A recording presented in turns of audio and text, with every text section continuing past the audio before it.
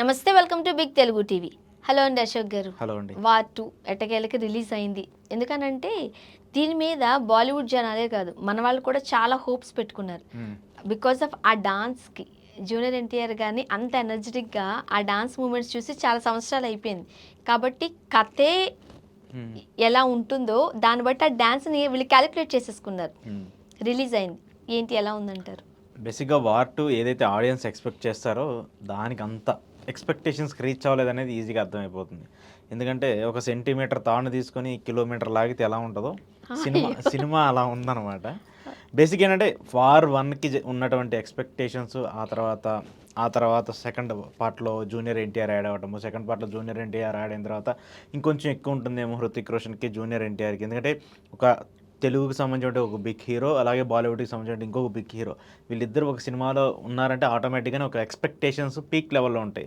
మొన్న pre release ఈవెంట్లో ఎన్టీఆర్ గారు వేసినటువంటి కొన్ని డైలాగులు, ఆయన ఇలా కాలర్ ఎత్తుకోండి, ఆ కామెంట్స్ అన్ని ఎప్పుడైతే వచ్చాయో ఆటోమేటిక్గానే ఒక ఎక్స్పెక్టేషన్ పెరిగిపోతుంది. సరే, ఎక్స్పెక్టేషన్స్ ఏంటి అనేది పక్కన పెట్టేస్తే సినిమా పరంగా చూసుకుంటే, సినిమా అనేది ఒక జనరల్ స్టోరీని ఒక రా ఏజెంట్కి సంబంధించి, లేదంటే ఒక ఏజెంట్గా ఆర్మీకి సంబంధించినటువంటి వ్యక్తిగా ఉన్నటువంటి సంబంధించి దాంట్లో జరిగేటువంటి కొన్ని అవినీతులు కావచ్చు, లేదంటే వేరే వాళ్ళు దీన్ని ట్రాప్ చేయటం, ఇలాంటి జరిగేటువంటి ఒక సీనియర్స్ సంబంధించినటువంటి సీన్స్ అన్నింటిని కూడా యాడ్ చేసి ఒక సినిమాగా రూపొందిస్తూ వచ్చారు.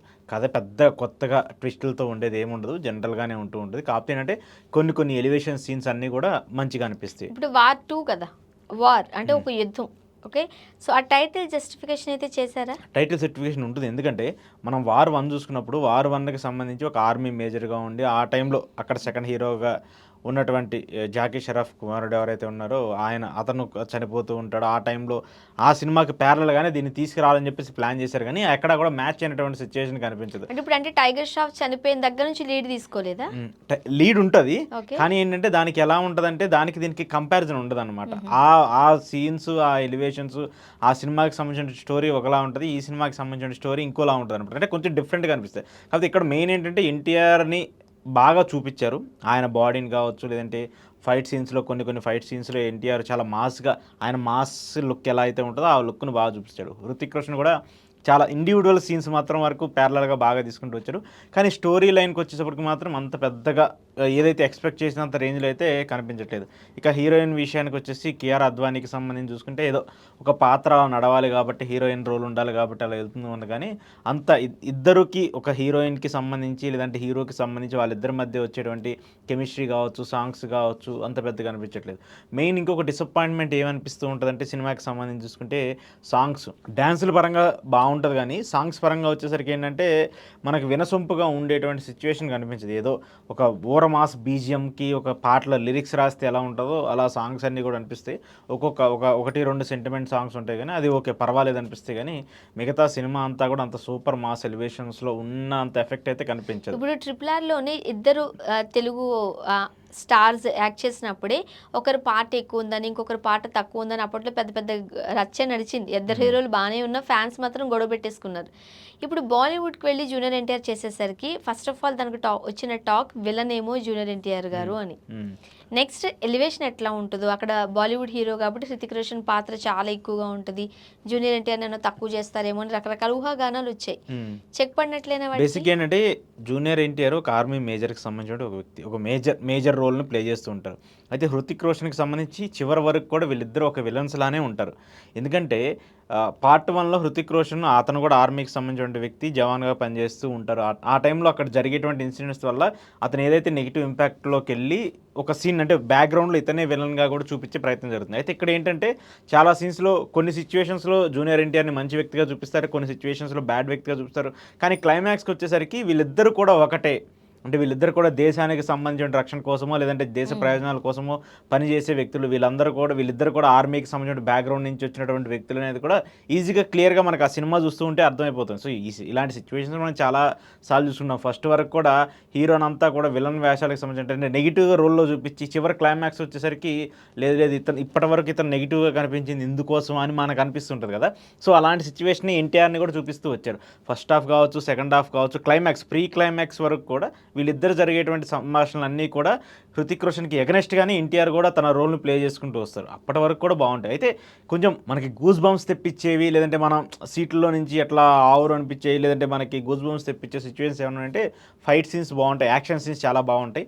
ఒక 3-4 యాక్షన్ సీన్స్ అయితే ఏదైతే మనం ట్రైలర్లో కూడా చూస్తూ వచ్చాం, మా ప్లేన్ మీద నుంచి జరిగేటువంటి చూస్తానికి కొంచెం ఓవర్గా అనిపించవచ్చు, కానీ చూడటానికి మంచిగా ఆ సినిమాటిక్కి ఆ ఫీల్ని తీసుకొస్తూ ఉంటాయి. అంతవరకు అయితే బాగానే ఉంటాయి. కాకపోతే ఏంటంటే మెయిన్గా అంటే రొటీన్ కథని చాలా డిఫరెంట్గా చూపిద్దామని చెప్పేసి డైరెక్టర్ అయాన్ ముఖర్జీ ప్రయత్నించారు.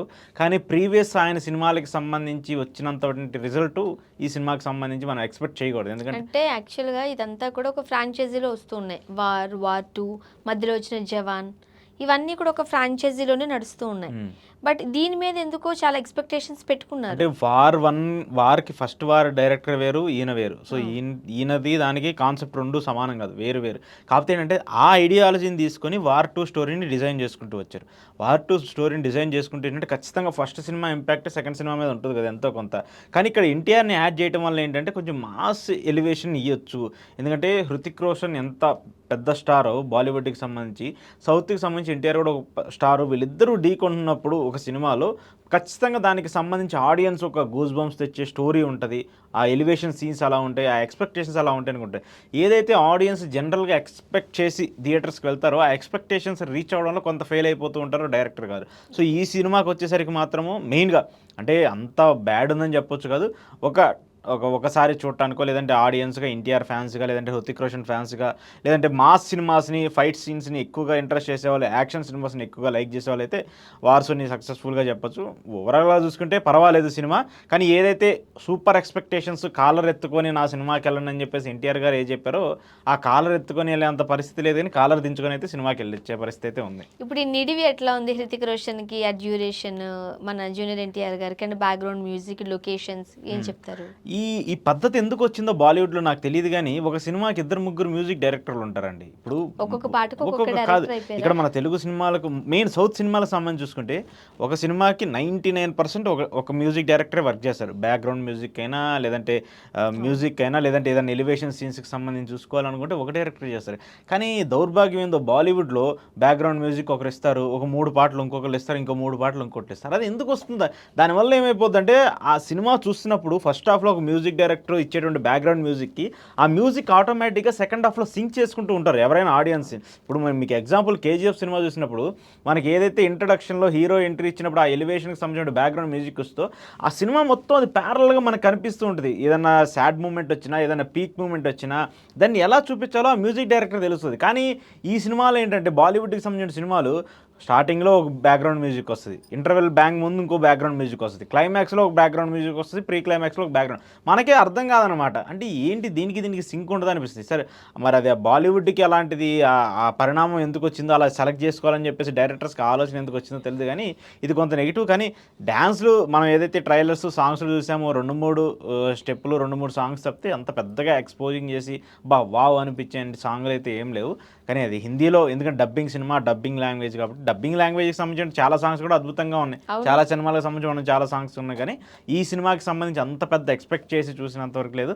కానీ ఓవరాల్గా చూసుకుంటే ఎన్టీఆర్ ఫ్యాన్స్కి ఎక్స్పెక్ట్ చేసింది అంత లేదు, కానీ ఓకే పర్వాలేదు. చాలా గ్యాప్ తర్వాత, దేవరా తర్వాత ఎలాగోలా మా హీరోని స్క్రీన్ మీద చూస్తున్నాం అనేటువంటి ఒక ఫీలింగ్ అయితే కలుగుతుంది. సో ఎట్లాంటి ఎక్స్పెక్టేషన్స్ లేకుండా కూల్గా వెళ్ళామంటే సినిమా నచ్చుతుంది. కూల్గా వెళ్ళాలి, చూడాలి. అంటే ఎక్కువ ఎక్స్పెక్టేషన్స్ పెట్టకూడదు. ఎక్స్పెక్టేషన్స్ పెట్టుకోకుండా మనం ఎక్కడికైనా వెళ్ళినప్పుడు ఏంటంటే ఏ జరిగినా కూడా మనకి బాగుందని అనుకుంటాం కాబట్టి జెన్యూన్ రిజల్ట్ వస్తుంది. అక్కడికి వెళ్ళి చూస్తే ఓకే పర్వాలేదు అనిపిస్తుంది. కానీ సూపర్ ఎక్స్పెక్టేషన్స్ పెట్టుకుని సూపర్ డూపర్ హిట్ అనే ఇంపాక్ట్ అయితే మాత్రం బాగానే ఉంది. పర్వాలేదు. చూద్దాం. Thank you so much.